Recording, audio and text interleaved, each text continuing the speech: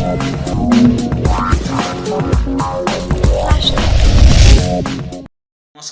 मो दुललगाते art production तरफ नारायण किस्कू तो दुललगाते आर्ट प्रोडक्शन तरफ आपण मानक बहुत बहुत स्वागत। तो आज आम आ गोटे पेंटिंग वीडियो नहीं आसचे। यही पेंटिंग वीडियो गोटे आम गाँ पाखर साणदे ग्राम बाहाघर पेंटिंग वीडियो तेणुक आपण मैंने देखिए किपरि होइछि पेंटिंग। यही पेंटिंग बाबद किसी मतामत देवे ता सहित सब्सक्राइब करेंगे, लाइक करेंगे, शेयर करेंगे। तेणु चलतु वीडियो को न डेरी कर स्टार्ट करवा।